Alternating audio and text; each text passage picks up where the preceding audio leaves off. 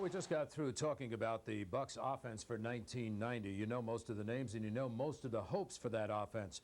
For the defense, a lot of the hopes turned to question marks. There have been concerns since the start of the camp this year, and there have been changes. The unit many Buc fans grew up with great faith in is now causing them a little bit of concern. Define the word defense from a dictionary and you'll get something like resistance against attack. When the offense attacks, the defense resists.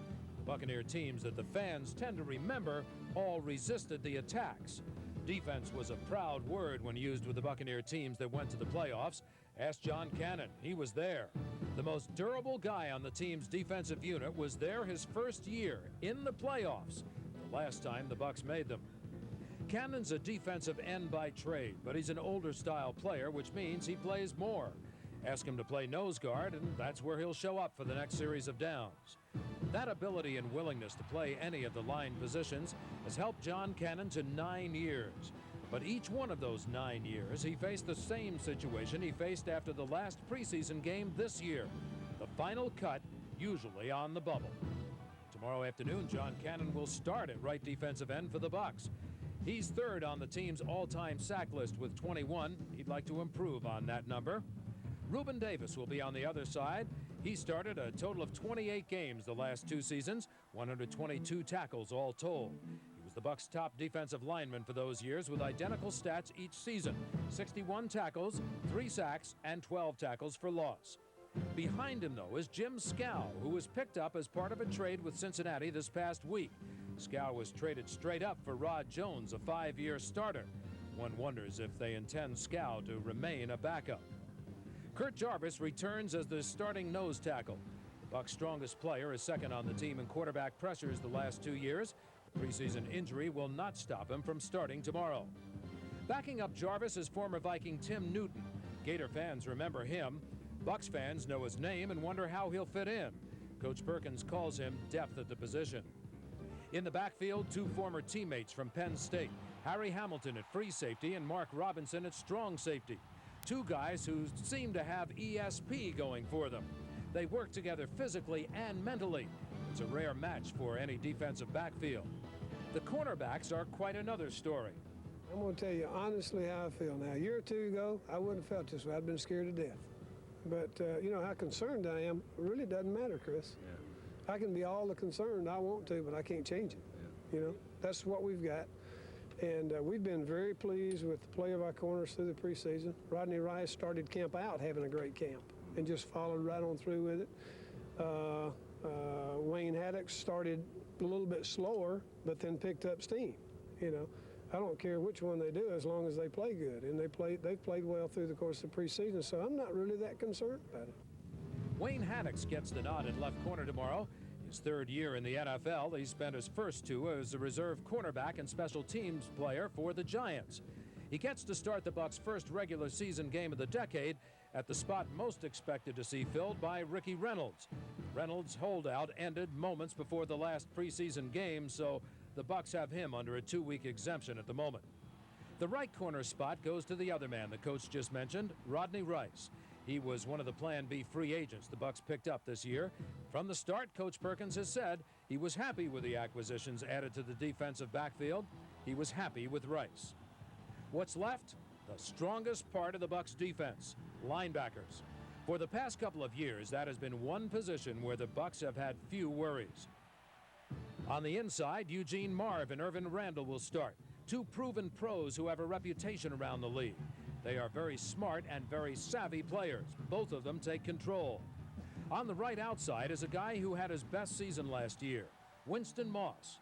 The University of Miami grad gets the nod to start this year, while top draft choice Keith McCants continues to learn. Keith McCants is not ready to line up and play on a winning level right now, consistently down after down after down. He's going to help us and he's going to play, you know. But he's not ready to start at that right outside linebacker spot and play and line up and help us win right now. On the other side, a guy McCants has sort of teamed up with. Last year's #1 pick, Brodrick Thomas. Much maligned because of his lack of play last season, Thomas made up for things by working the entire offseason at Bucs Place, then being in for the entire training camp. He's feeling good about himself. For Brodrick Thomas, it was a humbling 1989 rookie year. Instead of riding herd on the field, he rode the bench, seemingly invisible, but with an earshot of criticism that played on his mind as the season wore on. It's hard to deal with the football side of it, but when the fans start getting on you, when you're going out there to warm up, hey, Thomas, you're stinking up the place. Thomas, why don't you get out of here? Give us some of that money back, you know, this and that. When you start hearing things like that, that just starts to kind of break your pride, you know, and you say, I just wish I had a chance to show you. Keith McCants, on the other hand, faced a wave of negative publicity before this year's draft ever took place. Almost overnight, the projected overall #1 pick of 1990 became a rumored medical risk, a damaged commodity whose knee was in question. Atlanta, they did a great rip job on me. The Atlanta Constitution, the Atlanta Constitution, and within a week and a half, they ripped down one player and put up another player. Not saying, you know, I have nothing against this player that they put up, which was Jeff George. He signed a great contract, but that just goes to show you how the NFL works. Facing adversity is the common denominator that has strengthened their friendship, a friendship that began not too long ago in Mobile, Alabama. Yeah, it's basically, before Keith was drafted here, it's basically like I knew him before. That's, you know, because of Derek Thomas. Me and Derek's just like my brother, and he's always talking about Keith, and Keith this and Keith that, you know. He's going to be a great one, you know, and I'm always talking about the linebacker down in Nebraska, you know. And I went down to see him at the Senior Bowl. Me and Derek spent some time with him, had fun, you know. And as soon as he got here, you know, after they drafted him, I had to come back. Also, I didn't know I was coming back, but I came back. And I called the hotel, and he was looking for me. So, you know, we got together, and it's been like that ever since. And ever since camp opened, Thomas and McCants have set out to silence the critics, prove their value to this Buccaneer team, prove to the fans their #1 draft status wasn't a mistake. I'm not just totally happy, you know, you still have a lot of work. Basically, I think I'll be happy when I prove myself, my work is beginning to pay off. This is something that'll come out. I'm not just saying this, it'll come out. I will contribute to this team. Unity is one of the key things toward men bringing winning together. And I think, you know, me and Keith, we're going to bring some things together. Two confident young men who don't always agree. You see, they have this ongoing debate about who's #1 when it comes to playing pool. We always challenge each other in pool. I can beat Brodrick 18 times, and he still said he let me do it. Well, Keith thinks he's the best pool player in the world, but you know, I'm pretty good. I don't practice that pool very much, you know, so I'm just getting the hang of the game, but I can beat Keith. you can beat Keith. Yes, I can. Even if you lose 18 straight. No, I'm not going to lose 18. As a matter of fact, I'm going to go beat him today.